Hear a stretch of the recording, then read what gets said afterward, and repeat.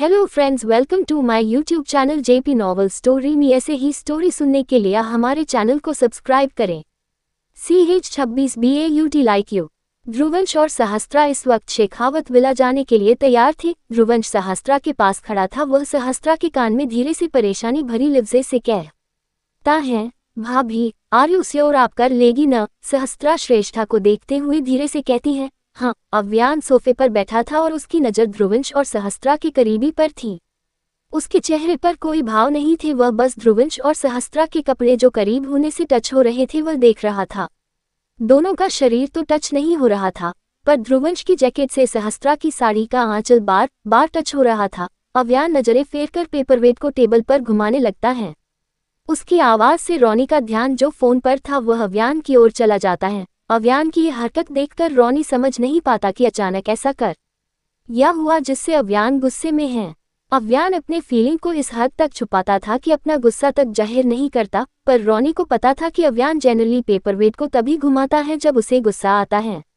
अव्यान के body action को रोनी और नील के अलावा कोई समझ नहीं सकता, क्योंकि नील को रोनी ने ही ट्रेनिंग दी थी। ध्रुवंश थोड़ा बहुत समझता है पर पूरा नहीं समझ पाता कि आखिर अव्यान किस वक्त किस मूड में है। रोनी कंफ्यूज्ड होकर चारों ओर देखता, लेकिन उसे तब भी कुछ समझ नहीं आता। सहस्त्रा, दर्श, श्रेष्ठा, सौरभ और विक्रम के पैर छूकर आशीर्वाद लेती हैं। आव्या जल्दी से सहस्त्रा को गले लगाकर कहती है, अपना ख्याल रखना भाभी। सहस्त्रा मुस्कुराते हुए हाँ कहती है। ध्रुवंश भी पहले श्रेष्ठा के गले लगता है, फिर दर्श के गले लगकर उसके कान में धीरे से कहता है, अब डैड आएंगे तो वो आपको बिल्कुल भी मॉम को देखने नहीं देंगे, सो अपनी बिगड़ी हुई आदत सुधारिए और किसी को ढूंढकर शादी कर लीजिए। भले आप बुढ़े हो गए हैं पर कोई न कोई बुद्धि मिल ही जाएंगी। बोलते ही ध्रुवंश दर्श से दूर होकर एकाई विंक करता है और मुस्कुरा देता है। दर्श उसे घूरकर देखने लगता है। ध्रुवंश अब आव्या के गले लगकर उसके कान में धीरे से कहता है, कन्फर्म ट्यूलिप। ध्रुवंश की बात सुनकर आव्या की नज़र सहस्त्रा पर चली जाती है। वह सहस्त्रा को देखते हुए धीरे से कहती है, टोटल कन्फर्म। ध्रुवंश आव्या से दूर होता है और उसके माथे पर किस करके कहता है, अपना ध्यान अच्छे से रखना। आव्या भी मुस्कुराते हुए ध्रुवंश के माथे पर किस करके कहती है, तुम भी अपना ख्याल रखना। ध्रुवंश आव्या से दूर होता है और अपना हाथ बढ़ाकर सहस्त्रा से कहता है, चलिए भाभी। सहस्त्रा ध्रुवंश के हाथ पर अपना हाथ रख देती है। अव्यान अब पेपरवेट घुमाते हुए दोनों के पक्के हाथ को देखता है। रोनी की नज़र भी अब अव्यान की नज़र पर जा रुकती है। रोनी को जब यह एहसास होता तो वह एकदम से शॉक्ड हो जाता है। वह बहुत हैरानी से अव्यान को देखता है जो अब उठकर अपने कमरे की ओर जा रहा था। सहस्त्रा जा ही रही थी, तभी उसे कुछ याद आता है। वह पीछे मुड़कर देखती है। अव्यान सीढ़ियों से कमरे की ओर बढ़ चुका था। सहस्त्रा ध्रुवंश को देखकर कहती है, 1 मिनट में अभी आई। बोलते ही सहस्त्रा अव्या न के पीछे चली जाती है। अव्यान कमरे के अंदर जाता है, तभी उसे एक प्यारी सी आवाज आती है, सुनिए। आवाज सुनते ही अव्यान के कदम जो धीरे धीरे बढ़ रहे थे वह एकाएक रुक जाते हैं, पर वह पीछे मुड़कर नहीं देखता। सहस्त्रा बहुत धीमे कदमों से चलती है और अव्यान के आगे खड़ी हो जाती है। अव्यान की नजरें सहस्त्रा पर नहीं थी।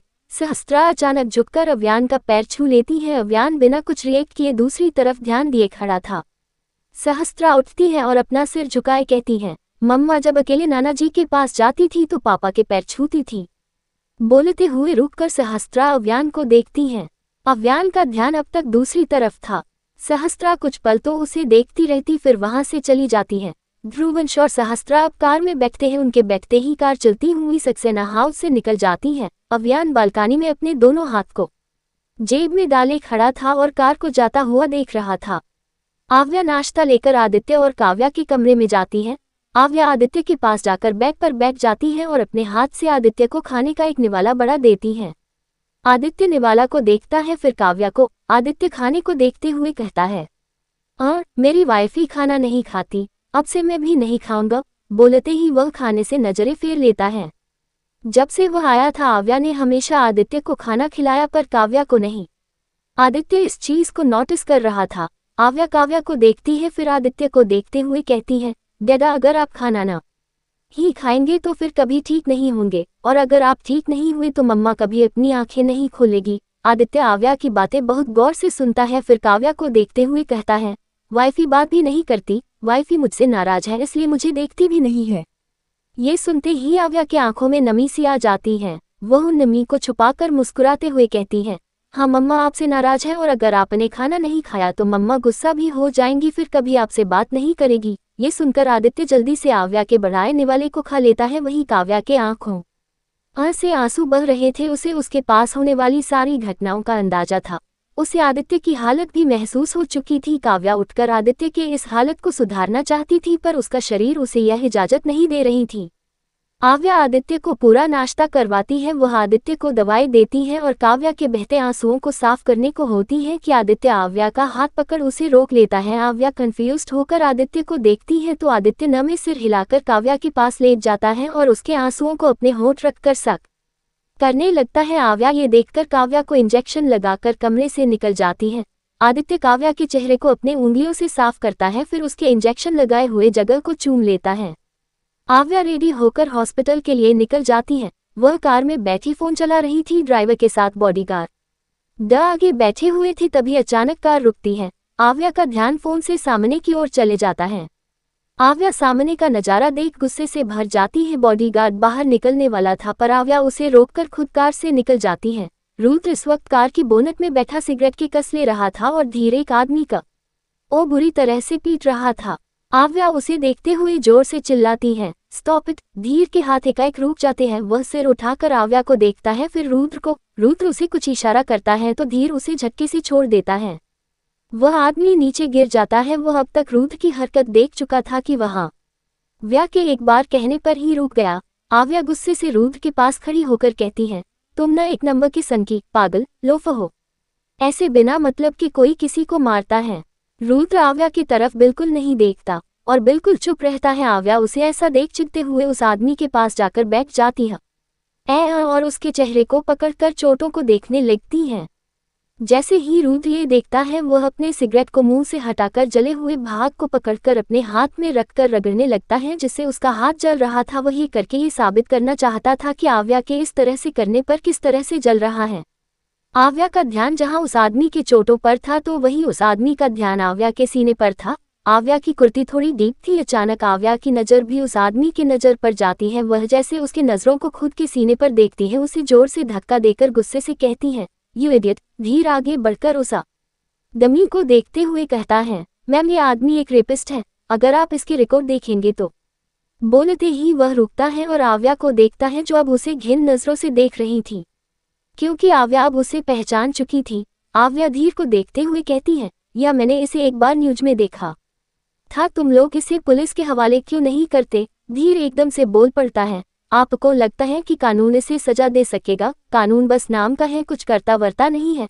आव्या हाँ में सिर हिलाती है, फिर एक नज़र रुद्र को देखती है जो अब तक शांति से बैठा था और उसकी नज़र कहीं और थी। आव्या उससे नजरें हटाकर जाने लगती है। तभी वह आदमी धीर को धक्का देकर आव्या को पकड़ने वाला होता है कि रुद्र अपना गन निकालकर सीधे उसके सिर पर शूट करता है और अपनी गन धीर की ओर फेंकता है। धीर तुरंत गन कैच कर लेता है। आव्या मुड़कर हैरानी से उस आदमी को देखती है, फिर रुद्र को देखती है जो अब उस यही देख रहा था। आव्या रुद्र के हाथ को देखती है, फिर धीर के हाथ को। धीर के हाथ में बंदूक देखकर आव्या को लगता है कि धीर ने मारा, पर असलियत तो कुछ और थी। रुद्र अपने आइडेंटिटी को आव्या के सामने बिल्कुल भी दिखाना नहीं चाहता था कि रुद्र आखिर क्या है। आव्या बस इतना समझती है कि रुद्र गुस्सेल, खड़ूस और सनकी है। उसे ये बिल्कुल नहीं पता था कि रुद्र माफिया है और वह लोगों को मारता है। यहाँ तक आव्या को तो रुद्र का नाम तक नहीं पता था।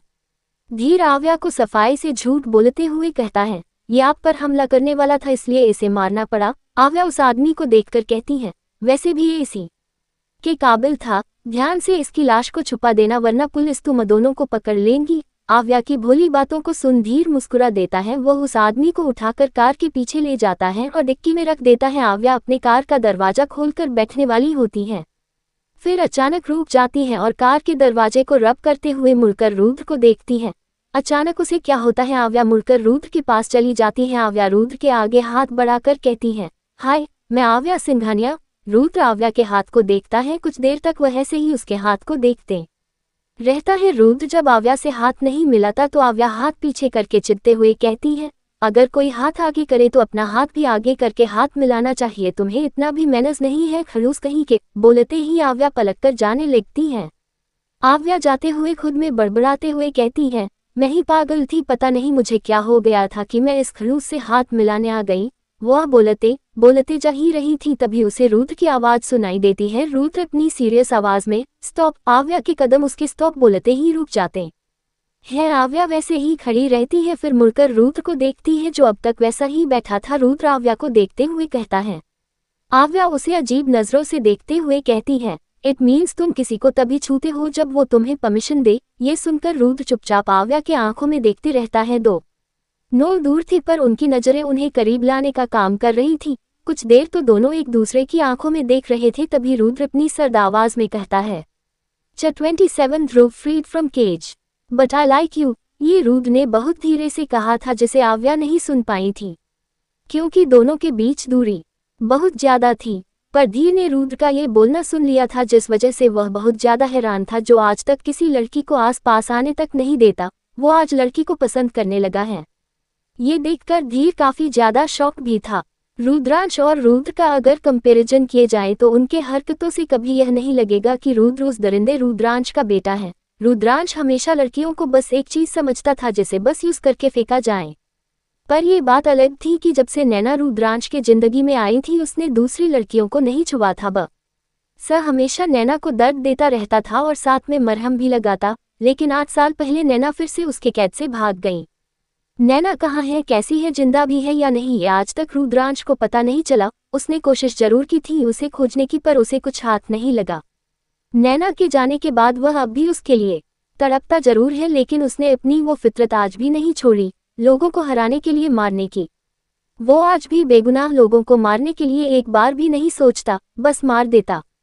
पर रुद्र अब तक जिन लोगों को मारता आया है वह सिर्फ गुनाहगार हुआ करते हैं, और खासकर उन लोगों को जान से मारता है जो उससे ऊंची आवाज में बात करते हैं या फिर उसे एडवाइस देते हैं।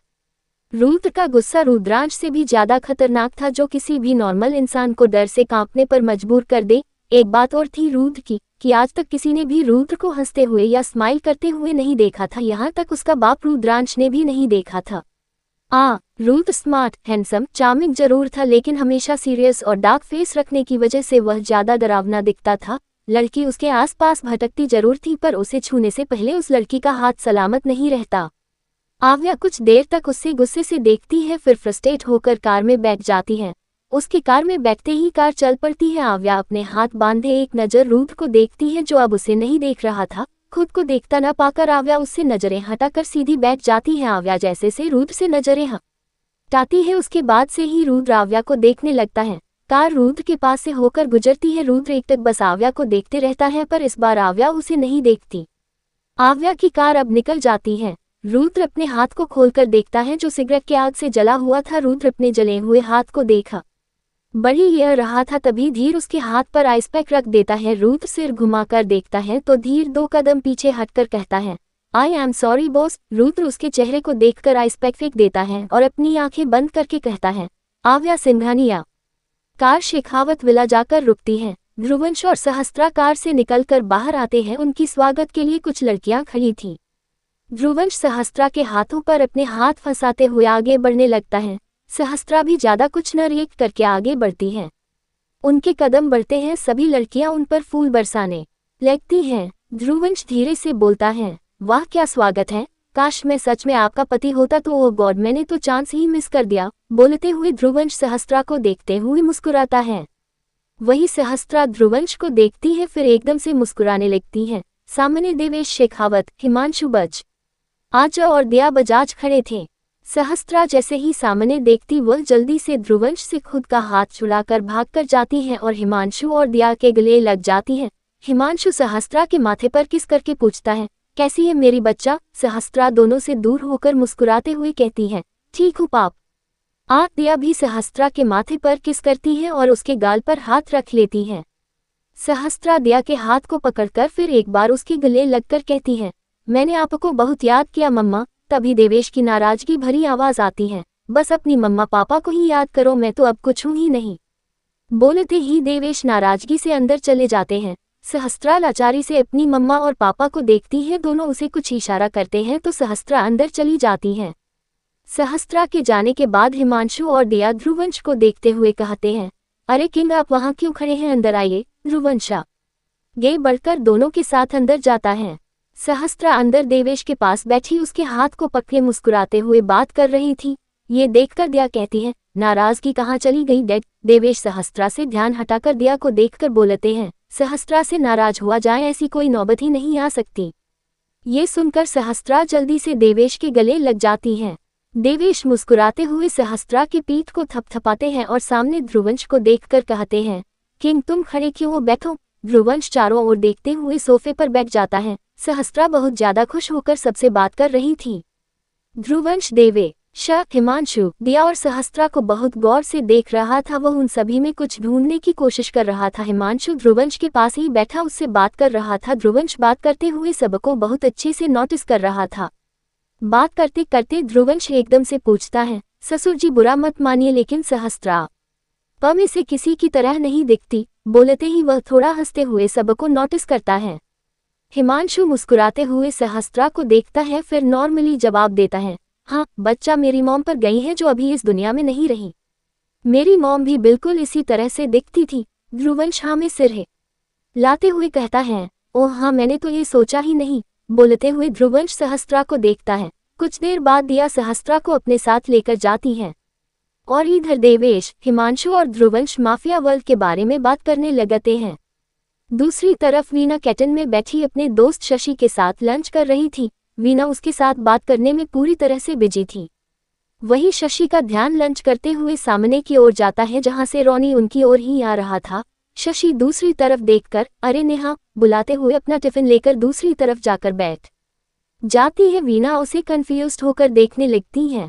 तभी रोनी उसके पास आकर बैठ जाता है। वीना अचानक उसे देख थोड़ा हैरान हो जाती है। रोनी वीना को देखते हुए कहता है, कभी कभी मुझे भी अपने हाथ का खाना खिलाया करो। वीना मुस्कुराते हुए अपने टिफिन से एक चम्मच गाजर का हलवा निकाल उसकी ओर रबड़ा देती है। रोनी जल्दी से वह खा लेता है। खाते ही वह बोलता है, यम्मी, बहुत अच्छा है लेकिन मुझे नहीं लगता कि ये तुमने बनाया। बोलते ही रोनी वीना का टिफिन लेकर खुद से खाने लगता है। वीना उसे घूरते हुए कहती है, तुम्हारे कहने का मतलब क्या है, मैं बना नहीं सकती। अगर तुम ही ऐसी गलतफहमी है तो मैं बता दूं, ये मैंने ही बनाया है। रोनी खाते हुए वीना को गौर से देखता है, फिर न में सिर हिलाए कहता है, हो ही नहीं सकता। बोलते ही रोनी मजे से गाजर का हलवा खाने लगता है। वीना उसे कुछ पल ऐसे ही चुपचाप घूरती है, फिर बुरा सा मुंह बनाकर कहती है, तुम मुझे ये परेशान करने आए हो। रोनी वीना को देखता है, फिर कुछ बोलने ही वाला होता है कि रोनी का फोन बजता है। रोनी फोन पर शो हो रहे नंबर को देखता है। कॉल रिसीव करते ही कॉल कट जाता है। रोनी फोन को पॉकेट में रखकर उठता है, फिर उठकर अचानक वीना के गाल पर किस करके चला जाता है। रोनी के अचानक इस एक क्षण से वीना की आंखें हैरानी से बड़ी हो जाती हैं। वह धीरे से अपने गाल को छूती है, एकदम से उसका गाल लाल हो जाते हैं। वीना ब्लश करने लगती है। वही शशि ये देखकर मन ही मन कहती है, नजदीकी बढ़ गई। एहसास जग रहे हैं लेकिन इन्हें ये रिश्ता अब भी दोस्ती का लगता है। सोचते ही वह सिर हिला देती है। आधी रात हो चुकी थी। ध्रुवंश सहस्त्रा को देखता है जो अभी गहरी नींद में सो रही थी। ध्रुवंश कमरे से निकलकर धीरे से दरवाजा बंद करता है और ब्लूटूथ लगाकर धीरे से कहता है, कहाँ है ब्रो। उधर से अव्यान ब्लूटूथ पर कनेक्ट था और ध्रुवंश को ध्रुव के पास जाने का रास्ता बता रहा था। छोटे वंश आसपास बॉडीगार्ड को देखता है जो बेहोश होकर जमीन पर गिरे हुए थे। ये काम सहस्त्रा ने खुद किया था। वह सभी विला के बॉडीगार्ड को मिठाई खिलाई थी जिसमें बेहोशी की दवाएं थी। ध्रुवंश अव्यान के बताते रास्ते पर आगे बढ़ते जा रहा था, तभी वह एक जगह पहुंचकर रुक जाता है। वह दरवाजे को देखते हुए कहता है, ब्रो यहाँ तो पासवर्ड लॉक लगा है। अव्यान इधर सोफे पर बैठा हुआ सोचते हुए कहता है, उसका नाम डालकर देखो। ध्रुवंश उसके नाम को ट्राई करके कहता है, रॉन्ग पासवर्ड। अव्यान अपने सिर पर एक उंगली से दबाते हुए कुछ याद करने का कोशिश करता है। अव्यान जब यहाँ आया था तो वह ऊपर से हॉल बनाकर ध्रुव को देखने आया था। ऊपर में भी ऐसा डिवाइस लगा हुआ था जिसे गलती से टच कर ले तो मौत तो पक्की थी। अव्यान सोचते हुए एकदम से कहता है, फिंगरप्रिंट। उसके ये बोलते ही ध्रुवंश इधर से उधर देखता है, तभी उसकी नज़र छुपे हुए फिंगरप्रिंट बटन पर जाती है। वह उसे देखते हुए कहता है, पर मैं फिंगरप्रिंट लाऊंगा कैसे? वो बुढ़ा तो बेहोश है। ये सुनकर अव्यान कुछ सोचता है, फिर अचानक कॉल कट कर देता है। अव्यान का कॉल कट होते ही ध्रुवंश हैरानी से फोन को देखते हुए धीरे से कहता है, हद है, बिना कुछ बोले कॉल कट कर दिया। बोलते ही वह फोन को पॉकेट में रखता है, फिर फिंगरप्रिंट में अपनी उंगली रखता है तो फिर एक बार रॉन्ग पासवर्ड दिखाता है। ध्रुवंश ऊपर से नीचे तक दरवाजे को देखता है, फिर अचानक ही उसे अपने पीछे किसी के होने का एहसास होता है।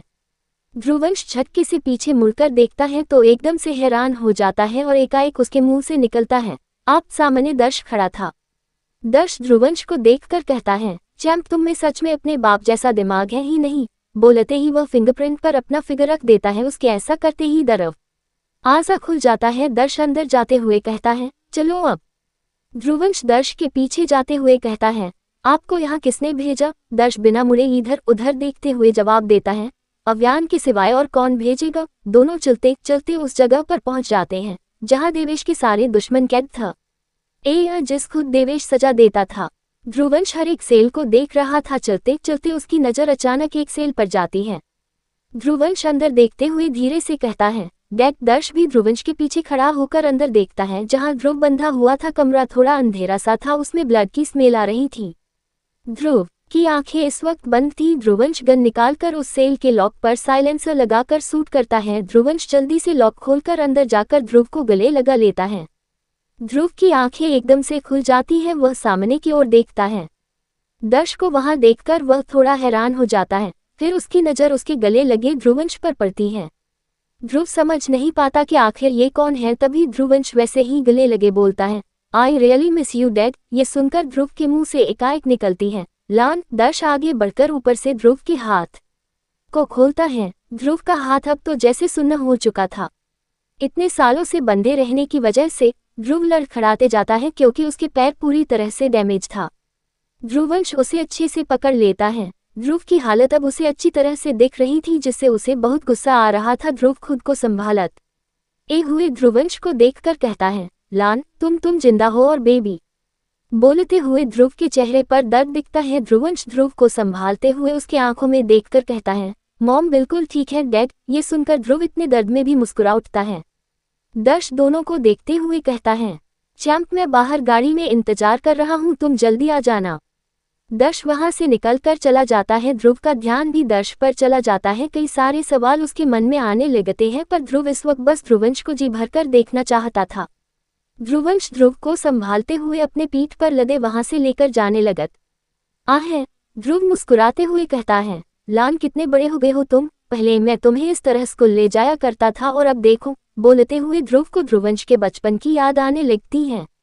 ध्रुवंश ध्रुव को ऐसे ही लेकर बाहर जाता है और ध्रुव को जिप पर बैठा देता है। दर्श ड्राइविंग सीट पर बैठा सामने की ओर देख रहा था। ध्रुवंश ध्रुव के सारे चोटों को देखने लगता है। ध्रुव उसे ये देखते हुए बहुत गौर से देख रहा था। ध्रुवंश ध्रुव के एक हाथ को अपने दोनों हाथ से पकड़कर कहता है, आई लव यू डैड। ध्रुव मुस्कुराते हुए ध्रुवंश के हाथ को चूम लेता है। ध्रुवंश के अंदर ही अंदर गुस्सा उमड़ता जा रहा था जिसे महसूस करते हुए दर्श कहता है, चैंप मेरी फैमिली को एक खरोंच भी नहीं आनी चाहिए। ध्रुव के साथ ध्रुवंश भी गुस्से से दर्श को घूरते हैं। दर्श दोनों की नजरों को भांपकर उन दोनों को मुड़कर देखता है, फिर कहता है, अपना वादा मत भूलो। वैसे भी ये सार बड़ी यह चीजों का असली जिम्मेदार रुद्रांश है। ध्रुव गुस्से से दांत बिचते हुए कहता है, और तुम्हारा पूरा परिवार क्या उल्लू का पट्टा है जो उसकी बात पर आ गए, एक बार भी सच्चाई जानने की कोशिश नहीं करते। तुम जिंदा हो फिर भी तुम्हारा बाप मुझे तुम्हारे मौत का कारण समझ रहा है। दर्श दोनों को इग्नोर करता हुआ सामने की ओर देखता है, फिर कहता है, देखो ध्रुव बहस करने का ये वक्त नहीं है। और चैंप तुमने अगर मेरी फैमिली को कुछ भी करने की सोची तो वो होगा जो तुम सोच भी नहीं सकते। ध्रुवंश दर्श के बातों को पूरी तरह से इग्नोर करके ध्रुव के माथे पर किस करके कहता है, ओके एडा मैं कल आकर आपसे मिलता हूँ। ध्रुव जिसका ध्यान दर्श पर था वह ध्रुवंश को कंफ्यूज्ड होकर देखता है। ध्रुवंश उसे बाद में बताने का बोलकर वहां से चला जाता है। दर्श भी जिप स्टार्ट करके ध्रुव को लेकर चला जाता है। दोनों ही श्रेष्ठा के दीवाने थे तो उनमें बहस करने के सिवाय कुछ नहीं होता। एक दूसरे के जानी दुश्मन ही दोनों को समझा जा सकता है, क्योंकि दोस्त बनना तो शायद ही पॉसिबल हो। ध्रुवंश इस वक्त शॉवर के नीचे खड़ा अपने गुस्से को कंट्रोल कर रहा था। ध्रुवंश के पूरे सर पर खून के दाग लग चुके थे। उसे बार बार ध्रुव की चोटें ही दिख रही थी। ध्रुवंश से अब बिल्कुल भी गुस्सा कंट्रोल नहीं होता, इसलिए वह शॉवर बंद करके ड्रेस चेंज करता है और अपना गन निकालकर देवेश के कमरे की ओर चला जाता है। वहीं दूसरी तरफ दर्श ध्रुव को सहारा देते हुए दरवाजे के बाहर खड़ा था। वह डोर बेल बजाकर डोर को देखने लगता है। बस एक डोर बेल बजते ही दरवाजा खुलता है। दरवाजा खुलते ही ध्रुव का दिल सामने देखकर तेजी से धड़कने लगता है। सामने श्रेष्ठा ही खड़ी थी। वह ध्रुव को देखते हुए खड़ी थी। श्रेष्ठा के आंखों से बेख्याली में ही आंसू बहने लगते हैं। CH18 untitled chapter. श्रेष्ठा आंखों में आंसू लिए सामने बस ध्रुव को देख रही थी। ध्रुव के चेहरे पर भी आज 18 साल से हुई जुदाई होकर मिलने का दर्द और खुशी एक साथ दिख रहा था। अचानक से श्रेष्ठा रोने लगती है। ध्रुव आगे बढ़ने वाला ही था कि श्रेष्ठा रोते हुए ध्रुव के गले लग जाती है। ध्रुव के शरीर में बहुत सारी चोटें थीं जिसको छूते ही दर्द होने लग जाए, पर ध्रुव तो श्रेष्ठा के करीब होने से वह सारी दर्द भूल जाता है। श्रेष्ठा ध्रुव के गले लगे चुपचाप रोने लगती है। ध्रुव श्रेष्ठा के गले लगे हुए ही कहता है, बेबी डोंट क्राई, वरना मैं तुम्हारा मुंह अच्छे से बंद कर दूंगा। ध्रुव ये बोलकर श्रेष्ठा को देखने की कोशिश करता है। श्रेष्ठा उसकी बातों का अच्छे से मतलब समझ रही थी। श्रेष्ठा रोते हुए कहती है, बेशर्म तुम अब भी नहीं बदले ध्रुव। ध्रुव तुरंत जवाब देता है, मैं बदल भी नहीं सकता बेबी। बोलते ही ध्रुव श्रेष्ठा के खले कमर पर हाथ रख लेता है। दर्श की नज़र भी उस पर पड़ जाती है। वह उससे नजरें हटाए कहता है, मेरा काम हो गया हो तो मैं जाऊं यहाँ से। ध्रुव दर्श को घूरकर बोलता है, तुम्हें रोकने के लिए भी किसने कहा है। दर्श एक नज़र ध्रुव को घूरता है फिर वहां से चला जाता है। श्रेष्ठा दर्श को देखते हुए कहती है, ध्रुव तुम उससे ऐसे क्यों बात कर रहे हो। दर्श ने ही हमारी जान बचाई है। ध्रुव चुप सा श्रेष्ठा के गले लग जाता है। बहुत देर तक तो दोनों यूं ही गले लग रहते हैं। फिर श्रेष्ठा ध्रुव को सहारा देते हुए अपने कमरे में ले जाती है। श्रेष्ठा ध्रुव को बेड पर बैठाकर दरवाजा बंद करती है, फिर वापस ध्रुव के पास आकर बैठ जाती है और ध्रुव के चोटों को देखने लगती है। ध्रुव बस श्रेष्ठा के चेहरे को देख रहा था। ध्रुव के शरीर पर चाबुक की मार से कपड़ा फटा हुआ था, उसमें से अब तक खून लगा था। पैर रोड के घुसाने से जख्म भरा हुआ था जो बहुत ज्यादा खतरनाक दिख रहा था। चेहरे पर बहुत सारे चोटों के निशान थे। श्रेष्ठा अपने हाथ बढ़ाकर धीरे ध्रुव के चेहरे को छूने लगती है। इस दौरान इन जख्मों का दर्द खुद श्रेष्ठा महसूस कर पा रही थी। अपने दर्दों को संभाले श्रेष्ठा ध्रुव के शर्ट के बटन खोलने लगती है। ध्रुव अपने हाथ बढ़ाकर श्रेष्ठा के बहते आंसू को पोंछता है जो पहले बह रहे थे। श्रेष्ठा अब ध्रुव का शर्ट उतार फेंक देती है। शर्ट हटते ही श्रेष्ठा के आंसू फिर एक बार बहने लगती है। ध्रुव के इतने गहरे जख्म को देखना उसके लिए आसान बिल्कुल भी नहीं है। ध्रुव श्रेष्ठा के इमोशन को नोटिस करते हुए कहता है, बेबी आई एम फाइन, मुझे दर्द नहीं हो रहा है। श्रेष्ठा सिर उठाकर ध्रुव को देखती है और फिर एक बार उसके गले लग जाती है। ध्रुव अपने हाथ को किसी तरह से उठाकर श्रेष्ठा के पीठ पर रख लेता है। श्रेष्ठा रोते हुए कहती है, 18 साल में मैंने हर वक्त तुम्हें याद किया। यह उम्मीद रहा कि तुम जरूर आओगे, लेकिन ऐसी हालत में आओगे मैंने इमेजिन भी नहीं किया था। मुझसे तुम्हारे ये चोटें बर्दाश्त नहीं हो रही हैं ध्रुव, जुदाई से भी ज्यादा मुझे ये तकलीफ दे रही हैं। ध्रुव श्रेष्ठा के पीठ से हाथ हटाए कहता है, लुक एट मी। श्रेष्ठा ध्रुव को देखने लगती है।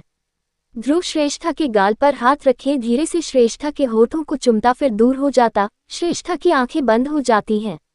ध्रुव फिर से श्रेष्ठा के चेहरे को एकटक देखते हुए श्रेष्ठा के होंठ पर अपने होठ रखे बहुत ही सॉफ्टली किस करने लगता है। धीरे धीरे दोनों की किस डीप हो जाती है। श्रेष्ठा के दोनों हाथ ध्रुव के कंधे पर चली जाती हैं। दोनों अपने किस के द्वारा अपनी इन दूरियों के दर्द को मिटा रहे थे। किस करते हुए भी ध्रुव बस श्रेष्ठा को देखते जा रहा था। वही श्रेष्ठा की आंखें इस वक्त बंद थी। बहुत लंबी किस के बाद ध्रुव श्रेष्ठा के होठों को धीरे से छोड़ता है। श्रेष्ठा अपनी आंखें खोल ध्रुव को देखती है। ध्रुव श्रेष्ठा के माथे पर किस करता है और कहता है, इन चोटों से ज्यादा मुझे तुम्हारे आंसू तकलीफ देते हैं, सो प्लीज अपने आंसू मत बहाओ। ध्रुव की बातों को सुनकर श्रेष्ठा अपने आंसू पोंछकर ध्रुव को बेड पर लेटाती है और उसके सारे चोटों को हल्के गर्म पानी से साफ करके उन पर दवाई लगाने लगती है। ये सब कुछ करते हुए श्रेष्ठा का दर्द आंखों में साफ दिख रहा था। श्रेष्ठा ध्रुव को हल्दी का दूध पिलाकर सुलाती है और खुद उसके पास लेट जाती है। चोटों की वजह से अब वह उसे गले नहीं लगाती, बस करवट बदलकर एकटक ध्रुव के चेहरे को देखते रहती है। अगली सुबह शेखावत विला में ध्रुवंश रेडी होकर कॉल पर बात कर रहा था। वह बात कर ही रहा था तभी उसे पागल की छनकार सुनाई देती है। वह सिर घुमाकर देखती है तो काजल कमरे में सहस्त्रा को ढूंढने की कोशिश कर रही थी। जैसे ही काजल ध्रुवंश को देखती है वह पूछती है, जीजू सहस्त्रा कहाँ है। ध्रुवंश काजल को वॉशरूम की ओर इशारा करता है। काजल वॉशरूम की ओर देखती है। ध्रुवंश अब उसकी पीठ करके खड़ा हो जाता है। काजल वॉशरूम को बंद देखकर फिर से ध्रुवंश को देखने लगती है। काजल ध्रुवंश की पीठ को एकटक देखने लगती है। तभी वॉशरूम का दरवाजा खुलता है। काजल हड़बड़ाहट में अपनी नजरें ध्रुवंश से हटाकर वॉशरूम की ओर देखती है। सहस्त्रा नॉर्मल कुर्ती और जींस पहने बाहर निकलती है। काजल सहस्त्रा की ओर बढ़कर कहती है, यार शादी हो गई है तो तू तो हमें भूल ही गई। सहस्त्रा कोई जवाब देती उससे पहले ध्रुवंश उनके पास आते हुए कहता है, हाँ क्योंकि अभी हम न्यू मैरिड कपल हैं तो मैं उसे टाइम ही नहीं देता किसी को टाइम देने के लिए, क्यों बीवी। बोलते हुए ध्रुवंश सहस्त्रा के पास खड़ा हो जाता है। सहस्त्रा हैरानी से ध्रुवंश को देखती है। ध्रुवंश सहस्त्रा को देखते हुए कहता है, बीवी तुम कुछ जल्दी ही सो जाती हो, मुझे जी भरकर प्यार भी नहीं करने देती। बोलते ही ध्रुवंश सहस्त्रा को देखकर आई विंक करता है। सहस्त्रा उसे घूरकर देखने लगती है तो वहीं काजल दोनों को ऐसे देखकर कहती है, मैं चलती हूँ, कॉलेज जा रही थी तो सोचा तुमसे मिलती चलूं। काजल ध्रुवंश को देखती है जो सहस्त्रा को ही देख रहा था। काजल बिना कुछ सुने जल्दी से अब चली जाती है। सहस्त्रा उसे एक बार बुलाती है पर काजल नहीं रुकती।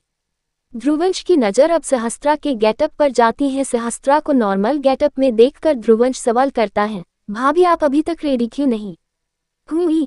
ध्रुवंश का सवाल सुन सहस्त्रा अपने नजरें झुकाए अपने उंगलियों को फंसा लेती है। वह हिचकिचाते हुए कहती है, जी वो मैं वापस नहीं जाना चाहती। सहस्त्रा का ऐसा बोलना ध्रुवंश को हैरत से भर देता है। वह एकाएक तेज आवाज में बोलता है, क्या, लेकिन क्यों। सहस्त्रा ध्रुवंश को पीट करके खड़ी हो जाती है और कहती है, हमारा रिश्ता चाहे जैसा भी बना हो लेकिन हमारे रीति रिवाजों के हिसाब से बेटी जब घर वापस आती है तो उसे वापस ले जाने के लिए उनका दामाद आता है। हमें पता है ये करना असंभव है लेकिन हम अपने रीति रिवाजों के खिलाफ नहीं जा सकते। रिवाजों के हिसाब से अगर बेटी को दामाद अपने घर ले जाने नहीं आते हैं तो बेटी उस घर की बोझ के सिवाय कुछ नहीं होती और हमें किसी के घर की बोझ नहीं बनना। ध्रुवंश हैरान सा खड़ा बस सहस्त्रा की पीठ को देखता रहता है, फिर एकदम से कहता है, लेकिन भाभी आपको तो पता है कि ब्रो कैसे है और आप ऐसा कैसे कह सकती है कि आप हमारे घर की बोझ है। आप मेरी भाभी है, उस घर की बहू है। ध्रुवंश से आगे कुछ बोलता सहस्त्रा उसे अपना हाथ दिखाकर रोक लेती है। सहस्त्रा अब ध्रुवंश की ओर मुड़कर कहती है, हमें कोई बहस नहीं चाहिए, हमें बस इतना पता है कि हम अपने रीति रिवाजों के खिलाफ नहीं जा सकते। अगर आपके भाई आए तो ही हम यहाँ से जाएंगे, वरना हम हमेशा के लिए यहीं रहेंगे। वैसे भी हमें नहीं लगता कि वो हमें अपनी पत्नी मानते हैं और हमें किसी की जिंदगी में जबरदस्ती घुसना बिल्कुल पसंद नहीं। ध्रुवंश लाचारी से सहस्त्रा को देखता है। सहस्त्रा ध्रुवंश से नजरें फेरकर कमरे से निकल जाती है। सहस्त्रा को एक कमजोर लड़की नहीं थी और नहीं सेल्फिश, उसे हर किसी के फैसले की कदर है। उसने ये सब जो भी कहा था वह ये जानने के लिए था कि आखिर अव्यान उसे अपनी जिंदगी में चाहता है या फिर नहीं। एक हिसाब से ये उन दोनों के रिश्ते की परीक्षा थी कि क्या सच में ये रिश्ता कुदरत ने खुद बनाया है या फिर यह इंसानों की मजबूरी और गलती की वजह से हुआ है। उधर देवेश को ध्रुव के गायब होने की खबर मिल चुकी थी और उसे ये भी पता चल चुका था कि किसी ने उन्हें बेहोशी की दवाई दी थी, पर किसने, ये सवाल बस सवाल रह गया। देवेश गुस्से में ध्रुव को ढूंढने की कोशिश कर रहे थे जिसका अंदाजा ध्रुवंश को भी हो चुका था, इसलिए वह सहस्त्रा को छोड़कर सक्सेना विला के लिए निकल जाता है। सहस्त्रा सबको बताती है कि उसे कुछ दिन के लिए यही रुकना है, वह सबके साथ वक्त बिताना चाहती है। हिमांशु और दिया भी उसके इस फैसले से बहुत खुश थे। रुद्र के विला में रुद्रांश फोन पर बात करते हुए विला में बस चलते जा रहा था। रुद्रांश ने भी रुद्र का पूरा विला नहीं देखा था, इसलिए वह ऐसे ही बात करते हुए घूम रहा था। रुद्रांश चलते चलते एकदम से एक दरवाजे के पास रुक जाता है जिसमें लॉक लगा हुआ था। ये पहला कमरा था जिसमें लॉक लगा हुआ था, वो भी सिक्योरिटी लॉक जो रुद्र का फिंगरप्रिंट था। ये देखकर रुद्रांश को थोड़ा अजीब लगता है क्योंकि विला का कोई भी कमरा लॉक नहीं था। मिसाइल, बंदूक, ड्रग्स से लेकर बहुत जरूरी डॉक्यूमेंट रखा हुआ कमरा तक लॉक नहीं था, लेकिन ये अकेला एक कमरा था जो लॉक था। इसके सिवाय दरवाजे के पास आते ही रुद्रांश को एक अजीब फीलिंग का एहसास हो रहा था। वही रुद्र जो इस ओर ही आ रहा था, वह जैसे रुद्रांश को दरवाजे के पास देखता है उसका चेहरा एकदम से डार्क हो जाता है। वह आगे बढ़कर रुद्रांश के पास खड़ा हो जाता है। रुद्रांश की नज़र रुद्र पर चली जाती है। रुद्र का इतना डार्क ऑरा देखकर रुद्रांश एक कदम पीछे होकर पूछता है, टाइगर इस कमरे में ऐसा क्या है जिसमें तुमने इतनी हाई सिक्योरिटी रखी हुई है। रुद्र अपनी सर्द आवाज में कहता है, dad you know I don't like question. Rudransh एकदम से चिढ़ते हुए कहता है, तुम्हें पसंद ही क्या है, जब देखो आई डोंट लाइक ये आई डोंट लाइक वो, आखिर तुम हे पसंद ही क्या है। कभी कभी तो सोचता हूँ तुम्हें पैदा करके सबसे बड़ी गलती कर दी मैंने। रुद्रांश बस इतना ही बोलता है कि रुद्र उस पर जोर से चिल्लाता है, आपने मुझे पैदा नहीं किया है, जिसने मुझे पैदा किया है she is a lady. Rudransh हैरानी से रुद्र को देखता है। रुद्र एक कदम पीछे करके गुस्से से चिल्लाता है, आपने मुझे 9 महीने कोख में नहीं रखा था और नहीं मेरी डिलीवरी के समय वो दर्द झेला था। शी वॉज अ लेडी जिसने आपके दर्द से लेकर मेरे जन्म होने के दर्द तक को झेला था। यू नो वॉट, अगर ऐसे बोला जाए न तो मैं एक नाजायज औलाद हूँ जिसकी कोई माँ नहीं है। रुद्र की बात सुनकर रुद्रांश पहले तो बहुत ज्यादा हैरान था, लेकिन जैसे ही रुद्र के मुंह से नाजायज वर्ड आया वह गुस्से से बौखलाता हुआ कहता है, स्टॉप इट टाइगर। नाजायज उसे बोला जाता है जिसका कोई बाप नहीं होता और तेरा बाप है जिसने तुम्हें अपने बेटे होने का हक दिया है। रुद्रांश के बोलने पर रुद्र एकदम से बोल पड़ता है, ऐसा क्यों होता है कि जब एक औरत किसी बच्चे को बिन बाप के जन्मे तो नाजायज बोला जाता है, और जब एक आदमी बिन माँ के बच्चे को पाले तो उसे नाजायज क्यों नहीं बोला जाता? शादी तो आपने भी नहीं की है ना डैड, फिर मैं किसका खून हूँ, किसकी नाजायज औलाद हूँ? रुद्रांश बस रुद्र को देखता रह जाता है। रुद्र के चेहरे पर अब भी कोई इमोशंस नहीं थे, लेकिन वो जिस चीज की बात कर रहा था वह इमोशन से भरा हुआ था। रुद्र कदम पीछे करते हुए कहता है, मुझे हार्टलेस और इमोशनलेस इसलिए बनाया था न कि मैं किसी को मारने से पहले कुछ न सोचूं, तो आप ये कैसे भूल गए कि ये का हार्टलेस और इमोशनलेस किसी रिश्ते को भी नहीं देखता, ये तक कि आपको भी नहीं डेड। बोलते ही रुद्र गन निकालकर सीधा रुद्रांश को शूट करता है। रुद्रांश बेड से झट से आंखें खोल बैठकर हाँफने लगता है। वह गहरी सांस लेते हुए टेबल से पानी का गिलास उठाकर एक ही सांस में पी लेता है। कुछ देर बाद जब वह बिल्कुल नॉर्मल हो जाता है तो खुद को देखता है जो इस वक्त कमरे में बेड पर बैठा हुआ था। ये देखकर रुद्रांश समझ जाता है कि अभी जो कुछ भी हुआ, उसने जो कुछ भी देखा वह बस उसका एक सपना था। वह टाइम देखता है तो उसमें रात के 9 बज रहे थे। रुद्रांश बेड से उठकर बालकनी की ओर जाता है और अपने पॉकेट से सिगरेट निकाल जलाकर अपने मुंह में ले लेता है। रुद्रांश सिगरेट के कस लेते हुए बालकनी के नीचे देखता है जहां रुद्र अंधेरे में निशान लगा रहा था। उसके हाथ में गन थी और वह बहुत दूर पर रखे एक बिंदु पर निशान लगा रहा था। उसका टाइगर भी उसके आसपास ही घूम रहा था। रुद्रांश रुद्र को देखते रहता है।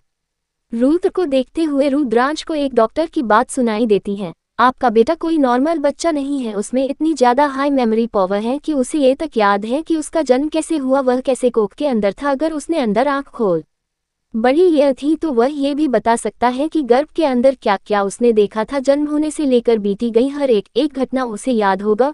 डॉक्टर की बात सोचते हुए रुद्रांश रुद्र को देखते हुए मुंह से धुआं छोड़ते हुए कहता है, क्या सच में तुम्हें सनम नैना का चेहरा याद है? इस सपने का मतलब क्या है? बोलते ही वह सोचने लगता है। 29 कम स्वीट हार्ट सक्सेना हाउस। आव्या ध्रुव के जख्मों को अच्छे से चेक कर रही थी। वह इस वक्त डॉक्टर यूनिफॉर्म में रेडी थी क्योंकि आव्या हॉस्पिटल के लिए निकलने ही वाली थी।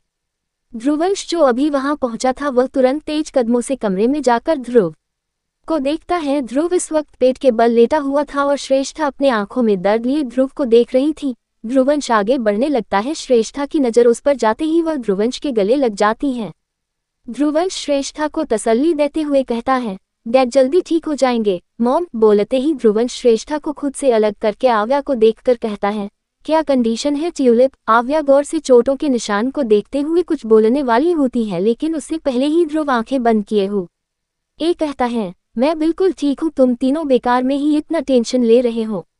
ध्रुव के ये बोलते ही श्रेष्ठा, ध्रुवंश और आव्या तीनों एक साथ बोलते हैं, शट अप। ध्रुव तीनों को मुड़कर देखता है। तीनों उसे ही घूरकर देख रहे थे। ध्रुव उनसे नजरें हटाकर लेट जाता है और आंखें बंद करके कहता है, ठीक है मैं चुप ही हो जाता हूँ। कुछ देर तक तीनों ऐसे ही ध्रुव को घूरते हैं। फिर आव्या ध्रुवंश को ध्रुव की सारी कंडीशन बताने लगती है। ध्रुवंश भी आव्या के सारी बातों को बहुत ध्यान से सुनने लगता है। कुछ देर बाद आव्या कमरे से निकलकर हॉस्पिटल के लिए निकल जाती है। श्रेष्ठा का ध्यान आना अब तक सिर्फ ध्रुव के जख्मों पर अचानक उसे कुछ याद आता है। वह एकदम पूछती है, अंश सहस्त्रा कहाँ है? जैसे ही ध्रुवंश ये सुनता है लाचारी से सिर नमे हिला देता है और दुखी मन से कहता है, भाभी ने यहाँ आने से मना कर दिया, वो चाहती है कि उसे लाने खुद ब्रो जाएं। ब्रो जाएंगे तब जाकर भाभी वापस आएंगी। श्रेष्ठा ये सुनकर थोड़ी आश्चर्य से ध्रुवंश को देखती है। ध्रुव दोनों की बातों को समझ नहीं पा रहा था, इस वजह से वह दोनों का ध्यान अपनी तरफ खींचते हुए कहता है, किसकी बातें चल रही? ध्रुवंश और श्रेष्ठा एक दूसरे को देखते। फिर श्रेष्ठा ध्रुव के पास बैठकर 18 साल से होकर अब तक की सारी घटनाओं को बताने लगती है। ध्रुवंश कुछ पल वहां रुकता, फिर वह भी बाहर निकलकर जिप से चला जाता है। रुद्र का विला। रुद्रांश अपने सपने में आए उस कमरे के सामने ही खड़ा था। वह दरवाजा सच में बंद था और उसमें सिक्योरिटी लॉक लगा हुआ था। सपने में उसने जैसे देखा वैसे सेम टू सेम था। कमरे के बाहर उसे बहुत अजीब सी फीलिंग भी हो रही थी। वहीं रुद्र थोड़ी दूर पर खड़ा होकर रुद्रांश को सर्द नजरों से देख रहा है। रुद्र रुद्रांश की ओर बढ़ने लगता है। उसके चलने की आहट से रुद्रांश का ध्यान उस पर चला जाता है। सपने में हुए रुद्र के सेम रिएक्शन को देख रुद्रांश थोड़ा डर सा जाता है। वह उस कमरे से दूर होकर रुद्र की ओर जाते हुए कहता है, मैं विला घूम रहा था तो बस यहाँ आ पहुंचा। वैसे इस कमरे में क्या है, तुमने इतनी सिक्योरिटी रखी है? बोलते हुए रुद्रांश कमरे को देखने लगा। रुद्र बिना भाव के जवाब देता है, none of your business dad. इस कमरे में मेरे सीक्रेट हैं जो कभी आपके भी हुआ करते थे। बोलकर रुद्र चला जाता है। रुद्रांश भी उस दरवाजे को एक नज़र देखकर आगे बढ़ जाता है। ध्रुवंश की जीप उसके फार्म हाउस में जाकर रुकती है। ध्रुवंश जीप से उतरकर सीधे हॉल से होते हुए कमरे का लॉक खोलता है और अंदर जाता है। अंदर देखते ही उसे धारा दिखती है जो चुपचाप बैठी किसी सोच में डूबी हुई थी। ध्रुवंश को अचानक ही गुस्सा आने लगता है। ये गुस्सा किस बात का था उसे खुद पता नहीं। ध्रुवंश गुस्से से आगे बढ़कर झटके से धारा का हाथ पकड़कर खींच लेता है। धारा इतनी फास्ट रिएक्शन से कुछ समझ ही नहीं पाती। वह सिर उठाकर ध्रुवंश को देखती है। ध्रुवंश धारा के बाल को पकड़ कसकर खींचता है। धारा के मुंह से दर्द भरी आह निकल जाती है। ध्रुवंश धारा के चेहरे के करीब जाकर उसके आंखों में देखकर कहता है, मुझे तुम्हारा वो धोखा और मॉम के आंसू जो इन 1 सालों से रोते आई है सबका बदला लेना है। इतना गुस्सा आ रहा है ना, मुझे मन कर रहा है अभी के अभी तुम्हारी जान ले लूं।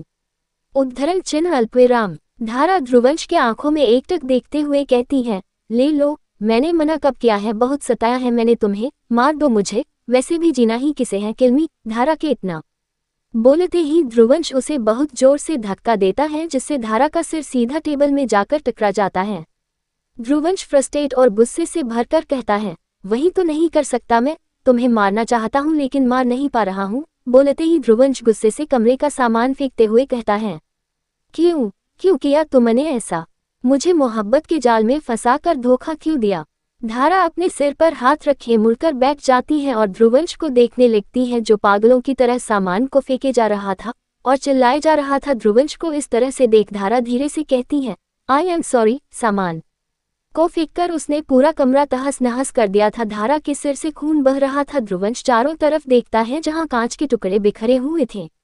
ध्रुवंश धारा को देखते हुए सर्द आवाज में कहता है, कम स्वीट हार्ट।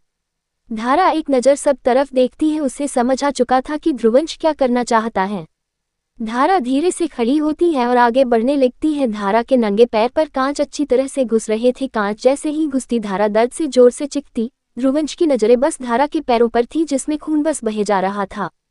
धारा आंखें बंद किए दर्द को नजरअंदाज करते हुए ध्रुवंश के पास जा पहुंचती। वह आंखें खोलकर अब ध्रुवंश को देखने लगती है। ध्रुवंश धीरे से आगे बढ़कर धारा को कुछ पल देखता है और उसके कमर को पकड़कर करीब खींच लेता है। धारा के कदम बढ़ने से धारा फिर एक बार दर्द से चीख उठती है। ध्रुवंश धारा के दर्द से भरे चेहरे को देखता है। ध्रुवंश के नेल्स धीरे धीरे धारा के कमर पर धंसने लगते हैं जिससे धारा को बहुत ज्यादा तकलीफ हो रही थी लेकिन वह चीख नहीं रही थी, बस एकटक ध्रुवंश के आंखों में देख रही थी। ध्रुवंश धारा के दर्द को देखते हुए अचानक फिर से धक्का देता है। धारा फर्श पर गिर जाती है और उसके पीठ पर एक कांच घुस जाता है। इस बार धारा चीख देती है। ध्रुवंश धारा के पास सीढ़ियों के बल बैठकर उसके चेहरे को देखते हुए कहता है, बस कुछ पैसों के लिए तुमने मुझे मारने की कोशिश की। मेरे प्यार को पैसों से तुमने तौल दिया और तुम्हें लगा तुम बच जाओगी। धारा सीरियस होकर दर्द में कहती है, वो मुझे तुम्हें मारने के लिए बहुत सारे पैसे दे रहा था।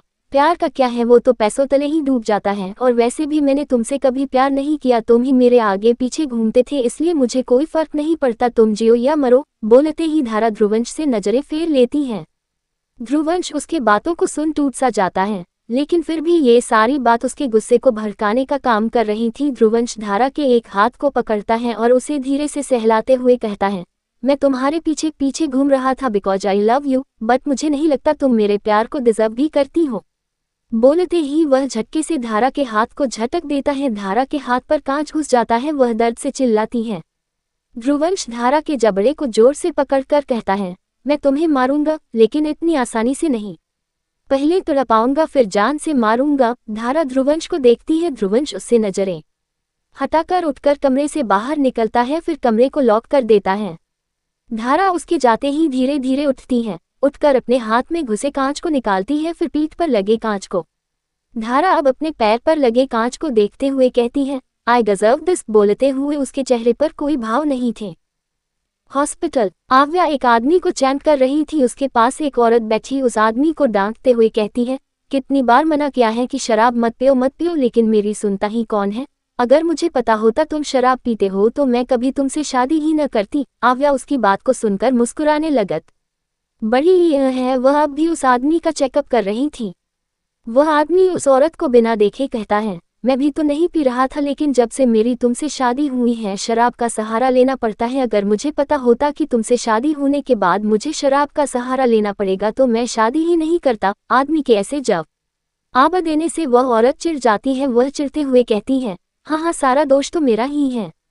बोलकर वह उठकर बाहर चली जाती है। आव्या दोनों को देखती है, फिर उस आदमी से कहती है, अंकल, जब आपको पता है कि आंटी को शराब पसंद नहीं तो फिर आप क्यों पीते हैं, और वैसे भी ये आपकी सेहत के लिए सही नहीं है। बोलते ही आव्या इंजेक्शन निकालकर उसमें दवाई भरती है। वह आदमी आव्या का सवाल सुन खोए हुए कहता है, मैं अपनी बीवी से बहुत प्यार करता हूँ। हमारी शादी को 20 साल हो चुके हैं। कुछ महीने पहले मुझे पता चला कि मेरी बीवी कैंसर से पीड़ित है और वह अब आखिरी स्टेज पर है। उसके पास बस 1 महीना है। जब से मुझे ये पता चला मैंने अपनी सेहत खराब करने के लिए शराब का सेवन शुरू किया। भगवान की दुआ से मेरी 2 किडनी खराब हो चुकी है। अब बस यही मन्नत है कि जब मेरी बीवी मरे तो मैं भी उसके साथ उसका हाथ पकड़ मर जाऊं। बोलते हुए वह आदमी हल्का मुस्कुरा देता है। वहीं आव्या ये सुनकर खामोशी से उस आदमी को देखने लगती है। वह आदमी आव्या को देखते हुए कहता है, डॉक्टर साहिबा, अब मेरे शरीर में आपके किसी दवाई का असर नहीं होगा। बोलते ही वह इंजेक्शन वाली जगह पर रुई से घसता है।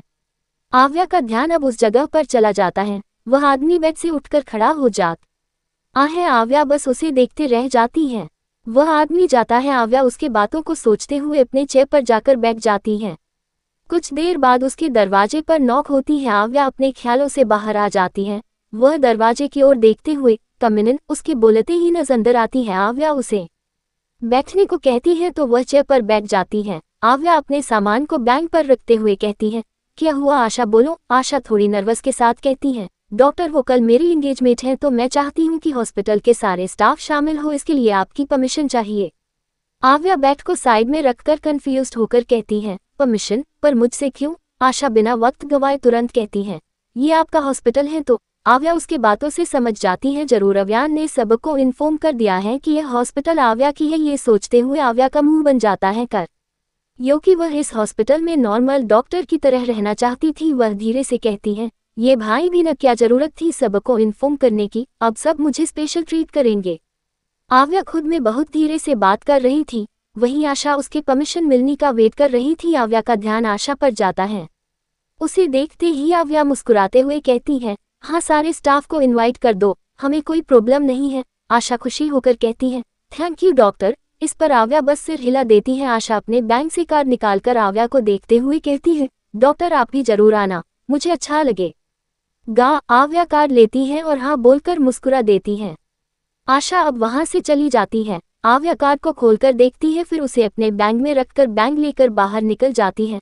आव्या हॉस्पिटल से निकलते हुए अपने फोन को देखती है जिस पर ध्रुवंश के कई सारे मिस्ड कॉल थे। आव्या तुरंत ध्रुवंश को कॉल करती है। वह कार पर बैठती है। ध्रुवंश की कॉल रिसीव करते ही आव्या कहती है, कितना याद करता है मेरा बच्चा, बस आ रही हूँ। उधर से ध्रुवंश की चिढ़ती हुई आवाज आती है, मुझे बच्चा बोलना बंद करो ट्यूलिप।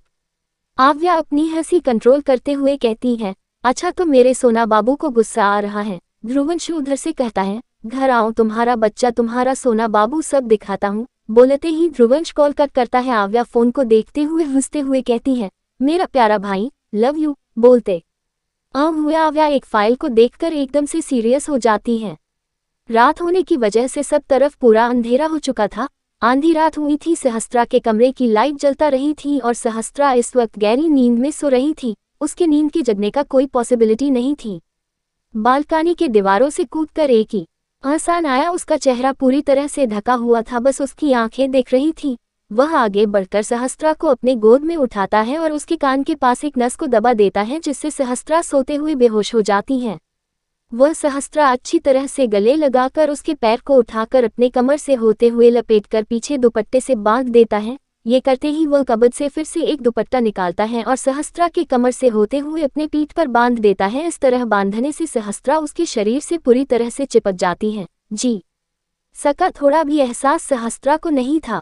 वह सहस्त्रा को ले जाकर बालकनी में जाता है और बंधे हुए रस्सी को खोलकर उसके पकड़कर कूद जाता है। दोनों झूलते हुए दीवार से टकराने वाले होते पर उससे पहले वह इंसान अपने पैर दीवार पर रख लेता है। सहस्त्रा की डॉगी अचानक उसे देखकर भौंकने लगती है। वह इंसाने का नजर डॉगी को देखता, फिर रस्सी को पकड़कर दीवार पर चढ़कर दीवार के पार कूद जाता है। डॉगी बस खाली दीवार को देखती रह जाती है। चौथी शास्त्र, प्रणय और डीएनए टेस्ट। सक्सेना हाउस। आधी रात को कमरे का दरवाजा खुलता है और सहस्त्रा को गोद में लिया वह इंसान बेड पर बहुत ही आराम से सहस्त्रा को लेटा है। सहस्त्रा का हाथ उसके गले पर फंसे होने की वजह से वह सहस्त्रा के चेहरे के बहुत करीब झुक सा जाता है। ऐसे सहस्त्रा के इतने करीब होने से वह उसे देखने लगता है। वह सहस्त्रा की पकड़ से खुद को बहुत धीरे से छुड़ाकर पीछे होता, फिर अपने चेहरे से ब्लैंक कपड़ा हटाता। कपड़ा हटते ही उसका चेहरा बहुत ही क्लियर सा उभरता है। यह और कोई नहीं, सहस्त्रा का अपना पति था। यह अव्यान ही था जिसने सहस्त्रा को यूं आधी रात को उसे बेहोश करके उठाकर लाया था, जिसका होश बेचारी सहस्त्रा को बिल्कुल भी न था। अव्यान सहस्त्रा को कुछ पल तो यूं ही देखता है, फिर अपने कदम पीछे करते हुए कमरे से निकल जाता है। अगली सुबह सूरज की रोशनी को महसूस करके सहस्त्रा अंगड़ाई लेते हुए उठती है और अपने आंखों को मलते हुए जोर से आवाज देती है, मम्मा मम्मा, मुझे कॉलेज में कुछ काम है, प्लीज टिफिन पैक कर दीजिए न। बोलते ही सहस्त्रा अंगड़ाई लेती है, तभी अचानक वह कमरे को नोटिस करती है। जैसे ही उसे समझ आता है ये किसका कमरा है, उसकी आंखें हैरानी से बड़ी हो जाती हैं। वह हड़बड़ाते हुए उठकर खड़ी हो जाती है। सहस्त्रा चारों तरफ कमरे को देखकर फिर एक बार अपने आंखों को मलते हुए खुद से बड़बड़ाती है, ये कमरा मेरे कमरे में कैसे आ गया? ये सच्चाई है या मेरा भ्रम? जब सहस्त्रा वॉशरूम जाकर देखती है तो वह भी बदला हुआ था। वह बालकनी में जाकर देखती है तो वह भी बदला हुआ था। सहस्त्रा को तो समझ ही नहीं आता कि आखिर उसके साथ हो क्या रहा है। वह हद से ज्यादा दिमाग लगाती, उससे पहले उसका फोन रिंग होता है। सहस्त्रा जल्दी से नंबर देखकर कॉल रिसीव करती है। उधर से दिया की परेशानी भरी आवाज आती है, बच्चा कहाँ है आप? कमरे में नहीं है, कहीं बताकर भी नहीं गई? कहीं जाना था तो एक बार बताकर जाना चाहिए न बच्चा। आवाज सुनकर सहस्त्रा फोन को देखती है, फिर आगे बढ़कर दरवाजा खोलकर हॉल की ओर देखती है जहां दर्श और सौरभ बैठे हुए थे। अब जाकर उसे एहसास होता है कि वह इस वक्त शेखावत विला में नहीं है। सहस्त्रा दरवाजा बंद करती है और कॉल पर परेशान बैठी दिया से कहती है, मम्मा कल रात वो मुझे लेने आए थे, बहुत रात हो चुकी थी तो मैंने सोचा आपको डिस्टर्ब न करूं। दिया उसके जवाब पर फिर एक बार सवाल करते हुए पूछती है, अगर बहुत रात हो गई तो सुबह चले जाते न बच्चा, ऐसे आधी रात को कौन चोरी चुपके जाता है? इस बार सहस्त्रा से कुछ बोलना नहीं बनता। उसने तो बस बहाना बनाया था, असल में तो उसे भी नहीं पता कि आखिर वह यहाँ आई तो कैसे आई। जब सहस्त्रा कुछ नहीं बोलती तो दिया उसके हालत को समझकर कहती है, ठीक है बच्चा, कोई बात नहीं, पर दामाद जी से कहना कि थोड़ा सब्र रखा करें, हमें इतनी जल्दी नहीं है नानी बनने की। ये सुनकर तो सहस्त्रा के होश ही उड़ जाते हैं। फिर अचानक अनजाने में सहस्त्रा का गाल लाल हो जाते हैं। वह इस वक्त शर्मा रही थी। अव्यान और सहस्त्रा के बीच कुछ नहीं हुआ था, पर फिर भी पता नहीं पर सहस्त्रा को वो सारी चीजें बोलते ही शर्मा जाती है। वो बहुत धीरे से हाँ कहती है। दिया भी कॉल कट कर देती है। सहस्त्रा एक नज़र फोन को देखकर वॉशरूम चली जाती है। ध्रुव और श्रेष्ठा के कमरे में श्रेष्ठा खुद को छुड़ाते हुए कहती है, ध्रुव छोड़ो मुझे, क्या कर रहे हो, छोड़ो। ध्रुव श्रेष्ठा के कमर पर कसके पकड़े हुए उसके गर्दन पर किस कर रहा था। अचानक से श्रेष्ठा की आह निकल जाती है। वह ध्रुव घूरते हुए कहती है, ये क्या हरकत है? ध्रुव श्रेष्ठा का एक गर्दन पर बाइट वाली जगह पर किस करके कहता है, बेबी तुम्हें इतना करीब देखकर मुझसे बर्दाश्त ही नहीं हो रहा। तुम्हें नहीं पता मैं किस तरह खुद को कंट्रोल कर रहा हूँ। ध्रुव श्रेष्ठा को देखने लगता है जो अब ध्रुव को ही देख रही थी। श्रेष्ठा ध्रुव के देखते हुए कहती है, बुढ़े हो गए हो ल, लेकिन अब भी बेशर्मी और थरकीपन गया नहीं तुम्हारा। ध्रुव श्रेष्ठा के होठों के करीब जाकर बोलता है, वो किन की वजह से तो मैंने पूरे 18 साल वेस्ट कर दिया। पता नहीं उस 18 साल में मैं तुम्हें कितनी बार अपनी बाहों में भरकर प्यार करता रहता। बेबी मुझे ये सोचकर उस किंग पर बहुत गुस्सा आ रहा है। बोलते हुए ध्रुव की आवाज बच्चों जैसी हो जाती है। श्रेष्ठा ध्रुव के होठ को देखती है जो उसके होठों से पूरी तरह से सट चुके थे। श्रेष्ठा ध्रुव के आंखों में देखते हुए कहती है, अंश ने तुम्हें बहुत याद किया ध्रुव, हर घड़ी तुम्हारे लिए रोता था, इसकी वजह से ही वह दूसरों के लिए इतना हार्टलेस और रूड बन गया। ये सुनकर ध्रुव एकदम से सीरियस हो जाता है और श्रेष्ठा से थोड़ा दूर होकर कहता है, आई नो बेबी, इन सब की वजह से मैं उसका पूरा बचपन नहीं देख पाया, जिसकी वजह से ये सब हुआ है, न उसे मैं जिंदा नहीं छोड़ूंगा। श्रेष्ठा ध्रुव के सीने पर सिर रखे कहती है, अब मैं फिर तुमसे दूर नहीं होना चाहती ध्रुव। ध्रुव श्रेष्ठा के माथे को चूमकर कहता है, अब हम कभी दूर नहीं होंगे बेबी। बोलते ही वह श्रेष्ठा को बाहों में भर लेता है। आदित्य और काव्या के कमरे में आदित्य बहुत ही प्यार से उसके चेहरे को छू रहा था। तभी उसे काव्या की पलकें हिलती हुई महसूस होती हैं। आदित्य काव्या के पलकों को बहुत ध्यान से देखता है। काव्या की पलकें हिलते खिलते धीरे धीरे खुलने लगती हैं। काव्या की आंखें खुल जाती हैं जैसे ही आदित्य ये देखता है। काव्या के चेहरे को अपनी ओर करता है। काव्या बिल्कुल शांत सी आदित्य को देखती रहती। काव्या की पलकें खुल तो चुकी थी पर अब उसके पलकें हिल नहीं रही थी। आदित्य काव्या को देखते हुए कहता है, वाइफी तुमने आंखें खोल ली। वाइफी तुम मुझे देख सकती हो। आदित्य के सवाल पर काव्या का कोई एक्शन नहीं था। वह चुपचाप से आदित्य को देख रही थी। आदित्य काव्या के गाल को हल्का थपथपाते हुए कहता है, बोलो ना वाइफी, तुमने आंखें खोल ली, तुम मुझे देख सकती हो। वाइफी जवाब दो ना, मुझे तुमसे बात करनी है। काव्या अब भी कोई जवाब नहीं देती। ऐसा लग है जैसे काव्या आदित्य को सुन ही नहीं पा रही हो। कुछ पल तक काव्या ऐसे ही बिना कुछ रिएक्ट किए देखती रहती। फिर अचानक उसके शांत आंखों से आंसू बहने लगती हैं। अब भी उसका चेहरा कुछ रिएक्ट नहीं कर रहा था, बस आंसू नदी की तरह रास्ते ढूंढते हुए गाल से होकर नीचे बह रही थी। शायद ये आंसू आदित्य को जवाब देने का प्रयत्न कर रही हो। आदित्य काव्या के आंसुओं को पोंछते हुए कहता है, मेरी वाइफी, तुम मेरी वाइफी हो। मेरी वाइफी ऐसे मत रो। बोलते हुए वह लगातार काव्या के आंसुओं को पोंछ रहा था। वही काव्या के आंसू भी रुकने का नाम नहीं ले रहे थे। स्टडी रूम में उपस्थित ध्रुवंश और आव्या बहुत सीरियस में थे। आव्या कुछ सोच रही थी, वही ध्रुवंश एक फाइल को हाथ में लिए देख रहा था।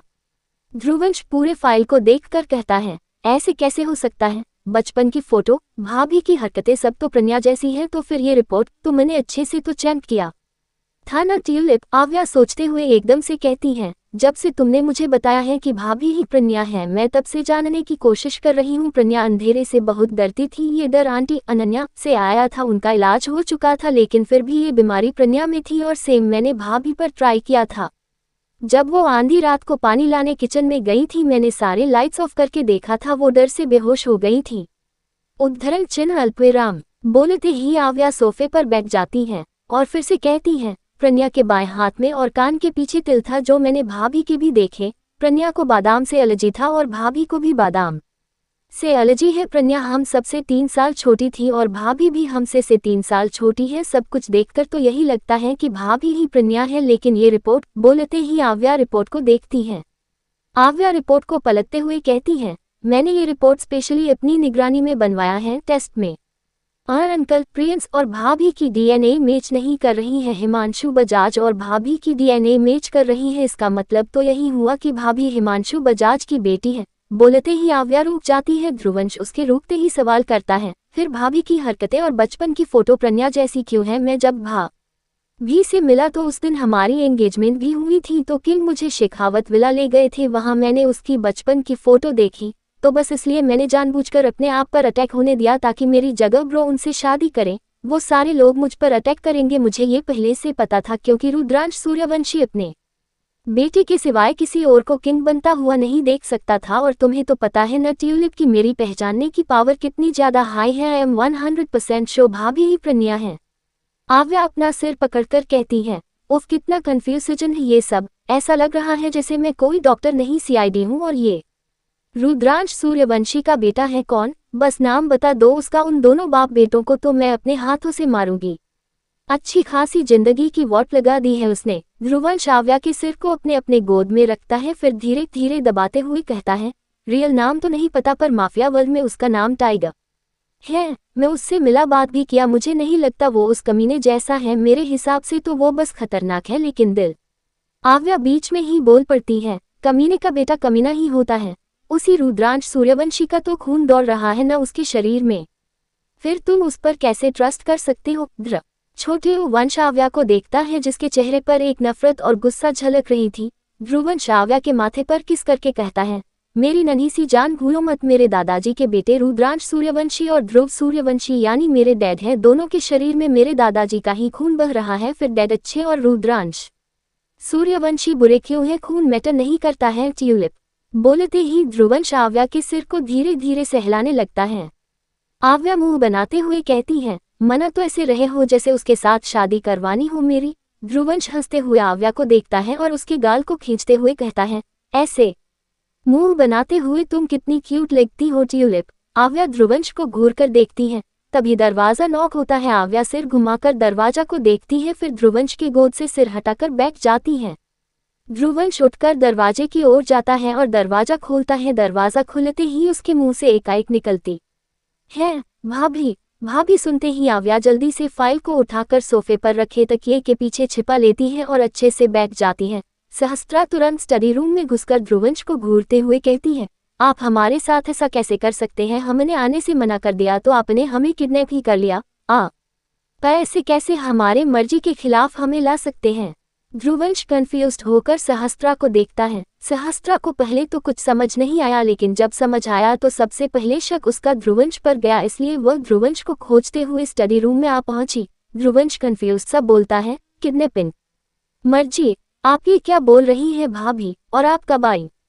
मुझे तो पता ही नहीं कि आप वापस आ गई। ध्रुवंश के ऐसे बोलने पर अब सहस्त्रा पूरी तरह से कंफ्यूज्ड हो जाती है। वह धीरे से सिर उठाए ध्रुवंश को देखते हुए कहती है, इसका मतलब आप मुझे लेकर नहीं आए हैं? ध्रुवंश खामोशी सा नमे सिर हिला देता है। आव्या भी तुरंत उठकर उनके पास आकर कहती है, अंश तो रात से सुबह तक मेरे साथ ही स्टडी रूम में है। सहस्त्रा को अब अपनी गलती का रियलाइज होता है। वह सिर झुकाए धीरे से कहती है, सॉरी, हमें लगा शायद आप मुझे लेकर आए हैं। अगर आपने नहीं तो कौन मुझे ये पर लेकर आए जिनकी हमें खबर तक नहीं? बोलते हुए सहस्त्रा बहुत ज्यादा कंफ्यूज थी। ध्रुवंश और आव्या भी एक दूसरे को कंफ्यूज्ड होकर देखते हैं, फिर अचानक ही दोनों एक साथ बोलते हैं, भाई ब्रो। दोनों के ऐसे एक साथ अभियान की ओर इशारा करने से सहस्त्रा का दिल एक पल के लिए तेजी से धड़क उठता है। वह सिर उठाकर दोनों को देखती है। ध्रुवंश और आव्या दोनों एक साथ हाँ में सिर हिलाते हैं, जैसे उन्हें पूरा यकीन हो कि सहस्त्रा को अभियान के सिवाय कोई छू नहीं सकता। सहस्त्रा दोनों को एक नज़र देख सिर हिलाकर वहां से चली जाती है। सहस्त्रा कमरे में खुद से बड़बड़ाते हुए कहती है, बताए इस तरह बड़ी ही कोई अपनी पत्नी को किडनैप करता है भला? मुझे जगाना तक जरूरी नहीं समझा उन्होंने। पता नहीं लोगों से बात करने से क्या ही बिगड़ जाएगा उनका। लोगों से छोड़ो, कम से कम मुझसे एक शब्द तो बोल सकते हैं ना?